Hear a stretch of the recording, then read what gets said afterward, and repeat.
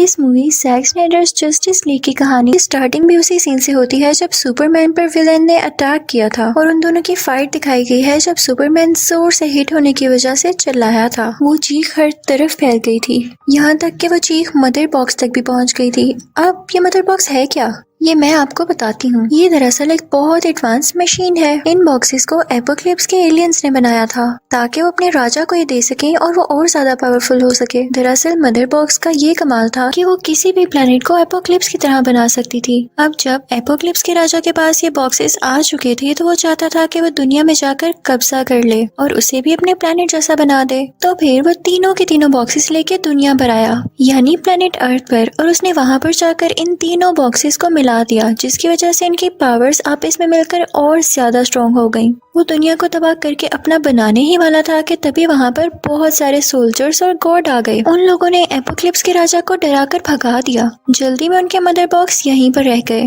अब उस वक्त प्लेनेट अर्थ में 3 अलग अलग किंगडम्स थे। उन लोगों ने फैसला किया कि हर किंगडम एक बॉक्स अपने पास रख लेगा। उन किंगडम वालों ने इस बॉक्स का बहुत ख्याल रखा कि कहीं ये खुल ना जाए। उन लोगों ने इन बॉक्सेस को काफी सेफ जगह पर छुपाया हुआ था। आज तक कोई इन बॉक्सेस को हाथ नहीं लगा सका था और ना ये बॉक्सेस खराब हुए थे। इसी के साथ कई 100 साल, कई 1000 साल गुजर गए। उस बॉक्स की वजह से कोई तबाही नहीं हुई और ना ही कोई ऐसा आया जो उस बॉक्स को हिला सके अपनी जगह से। लेकिन फिर इस दुनिया में आया सुपरमैन। फिर अचानक से सुपरमैन की डेथ हो गई। किसी को इस बात का यकीन नहीं था और अचानक से इस चेंजिंग से उन बॉक्स में हलचल होना शुरू हो गई। वो बॉक्स अपने आप मूव करने लगे। उसी दौरान एक किंगडम के पास पड़ा हुआ बॉक्स खुल गया और उससे बाहर आया सींगों वाला एलियन, जो कि एपोक्लिप्स के राजा ने चुना था। लेकिन इस एलियन में और एपोक्लिप्स के राजा में कोई बहस हो गई थी और राजा ने इसे अपने प्लेनेट से ये कहते हुए निकाल दिया था कि जाओ, तुम तब तक इस प्लेनेट में नहीं आ सकते जब तक कि दूसरे प्लेनेट्स को ना जीत लाओ। और अब जबकि मदर बॉक्स से बाहर आ चुका था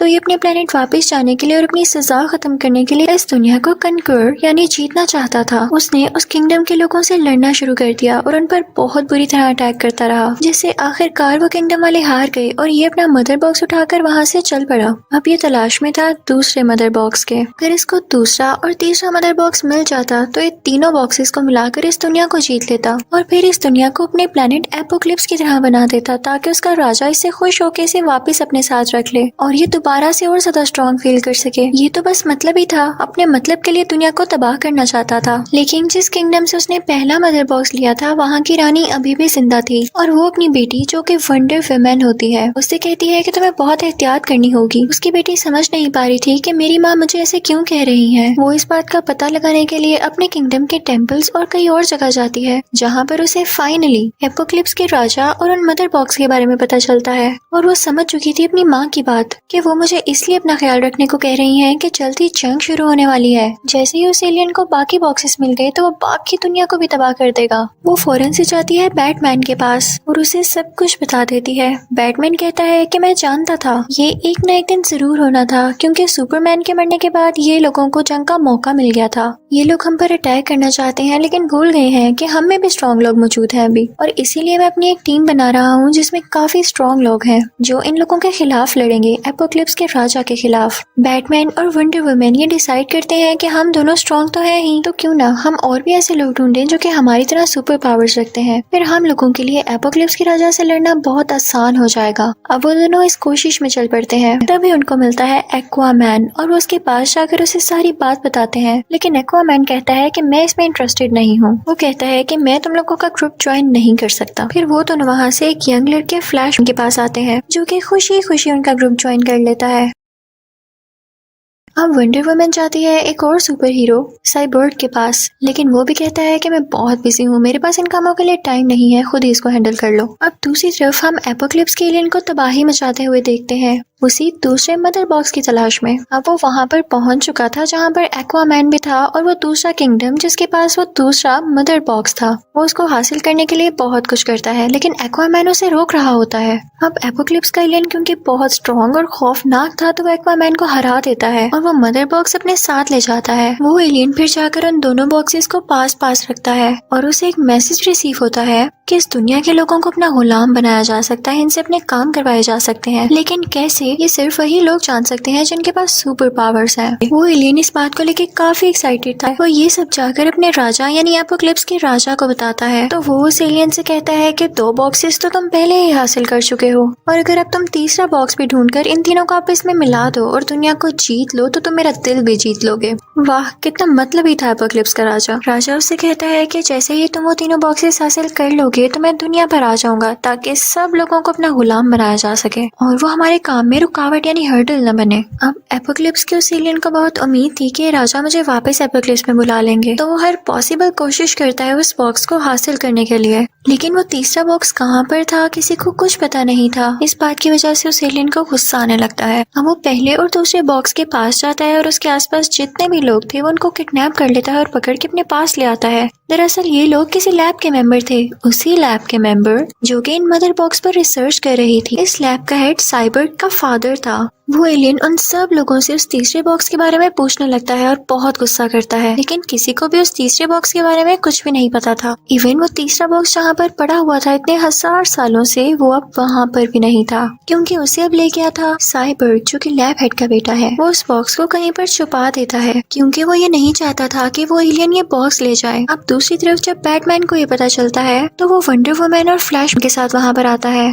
तभी वहाँ पर साइबर्ग भी उनके साथ शामिल हो जाता है और कहता है कि मुझे तुम लोगों के साथ रहना है ताकि मैं अपने बाप को बचा सकूं। ये चारों कहते हैं कि हम मिलके उस एलियन का मुकाबला करेंगे। ये चारों एक साथ बहुत अच्छे लग रहे थे। अब ये सब मिलके उस बेसमेंट में जाते हैं जहाँ पर उस एलियन ने लोगों को कैद किया हुआ था। एलियन उस बॉक्स का पता लगाने के लिए उन्हें टॉर्चर कर रहा था। तभी ये चारों वहाँ पर जाकर लोगों को बचाते हैं और एलियन को रोकते हैं। लोगों में बहुत लड़ाई होती है, लेकिन एलियन हार मानने को तो तैयार ही नहीं था। जब एक्वामैन को पता चलता है कि हालात काफी खराब हो रहे हैं और इन लोगों को उसकी जरूरत है, तो वो भी वहाँ पर आ जाता है क्योंकि दिल के ये सब अच्छे थे। ऐसे ही नहीं इन्हें सुपर पावर्स मिली, क्योंकि नेचर उन्हीं पर मेहरबान होती है, उन्हें ब्लेस करती है जो दुनिया के लिए अच्छा सोचते हैं। अब इन्हें एक साथ देखकर उस एलियन की तो जान ही निकलने वाली थी। वो डर के वहाँ से भाग जाता है कि फिर कभी इनका मुकाबला करूंगा। अब साइबर्ग वो तीसरा बॉक्स लेके अपनी टीम के पास आता है और उन सबको बताता है कि कुछ अर्से पहले मेरा एक एक्सीडेंट हुआ था जिसमें मैं मरने ही वाला था। मेरी हालत बहुत खराब थी, लेकिन मेरे फादर ने इस मदर बॉक्स को यूज करते हुए मेरी जान बचाई थी। उसकी ये बात सुनते ही बाकी लोगों के दिमाग में क्लिक होता है कि अगर इसे मरते मरते बचाया गया था तो इस बॉक्स को यूज करते हुए सुपरमैन को भी तो जिंदा किया जा सकता है। वो सब जानते थे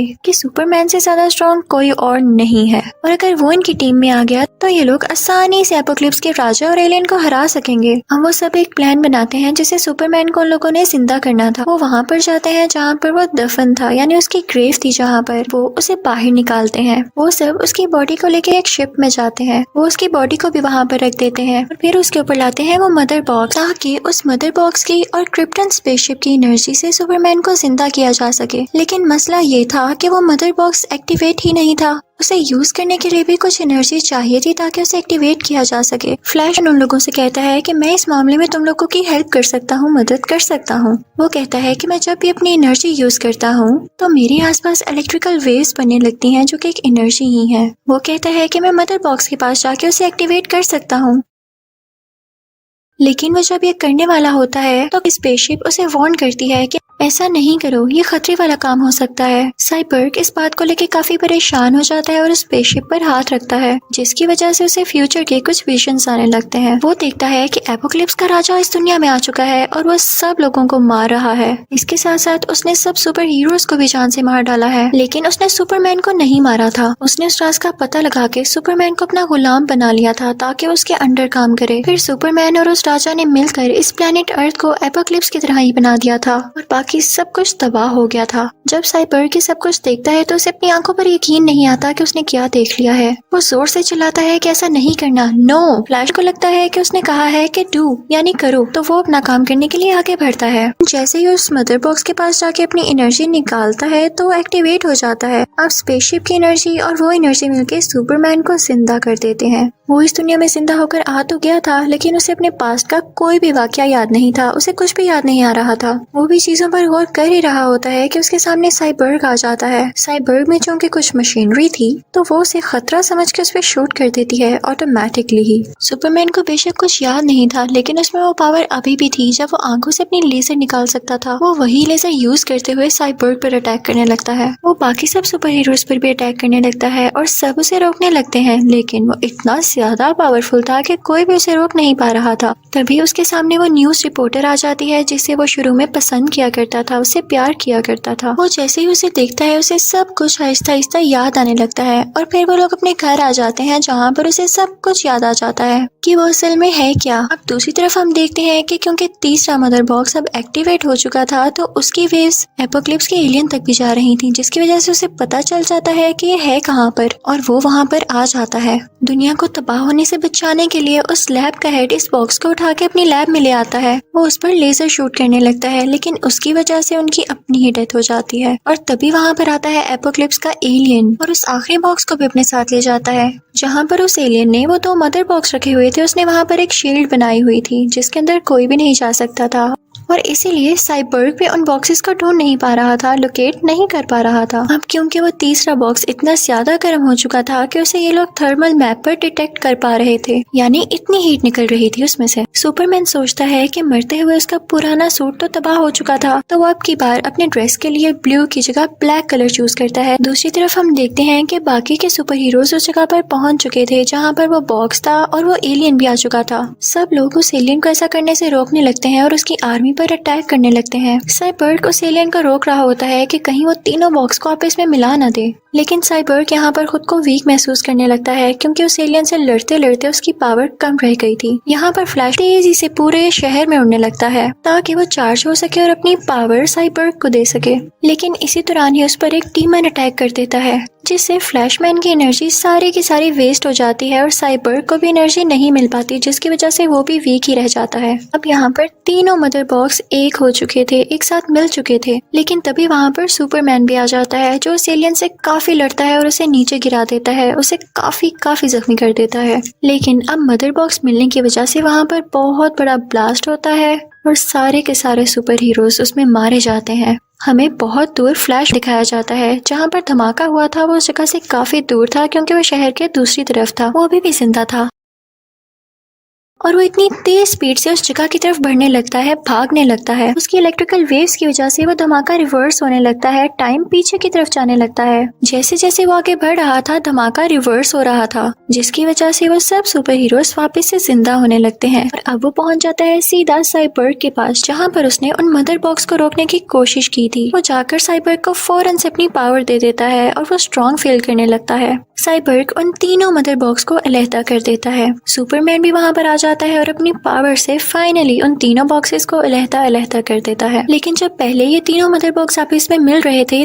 तभी वहाँ पर एक रास्ता खुल गया था, जिसकी मदद से एपोक्लिप्स का राजा इस दुनिया में आने वाला था, क्योंकि उसे लग रहा था कि अब सब कुछ उसके हाथ में आने वाला है। वो लोग इस बात का फायदा उठाते हैं और सुपरमैन उस एलियन को जोरदार पंच मार के उस रास्ते के जरिए उसके अपने प्लेनेट में वापस भेज देता है। इसी दौरान वंडर वुमन उस एलियन का सर काट देती है और उसकी डेड बॉडी एपोक्लिप्स के राजा के सामने जाकर गिरती है। इसी के साथ ही वो पोर्टल यानी वो रास्ता फौरन से अपने आप बंद हो जाता है। इस बात की वजह से एपोक्लिप्स के राजा को बहुत गुस्सा आता है क्योंकि उसका प्लान अब फेल हो चुका था और वो दुनिया में नहीं आ सकता था क्योंकि मदर बॉक्स डिस्ट्रॉय हो चुके थे। तो सारे के सारे सुपर हीरोज काफी खुश थे कि उन्होंने उसको डिफीट कर दिया था, उस राजा को और एलियन को हरा दिया था। सबसे बड़ी बात, उन्होंने दुनिया को बचा लिया था। बैटमैन सोचता है कि अगर कभी दोबारा उस एलियन ने, जो कि राजा दोबारा भी बना सकता है, हम पर अटैक करने की कोशिश की तो हमें तैयार रहना चाहिए। वो उसके लिए एक जगह देखता है जहाँ पर रहकर वो लोग ट्रेनिंग करने वाले थे। फिर हम देखते हैं कि इस काम को रोकने के लिए बैटमैन का एक दुश्मन एक आदमी से बात करता है कि तुम्हें बैटमैन को खत्म करना होगा, इस रास्ते से हटाना होगा। अब की बार बैटमैन को एक ख्वाब आता है, या यूं कह लें कि उसे भी विजन आता है कि सुपरमैन बहुत बुरा बन चुका है और एपोक्लिप्स का राजा इस दुनिया में फिर से आ चुका है और उन दोनों ने मिलकर दुनिया पर राज कर लिया है। लेकिन साथ ही वो अपने इस ख्वाब से जाग जाता है। वो बाहर जाकर देखता है तो वहाँ पर एक एलियन खड़ा होता है। वो कहता है कि मैं बहुत खतरनाक हूँ और मैं इस दुनिया में काफी अरसे से छुप कर रह रहा था, लेकिन अब मैंने सोचा है कि मैं आपकी टीम में आ जाऊँ, क्योंकि ये बात सच है कि एपोक्लिप्स का राजा यहाँ पर जरूर आएगा और मैं चाहता हूँ कि हम मिल के उसके खिलाफ लड़ें। और बस यहीं पर यह मूवी एंड हो जाती है। यानी हम फ्यूचर के बारे में कुछ नहीं कह सकते कि वो राजा दोबारा आएगा या नहीं और सुपरमैन बुरा बनेगा या नहीं। Thank you for watching.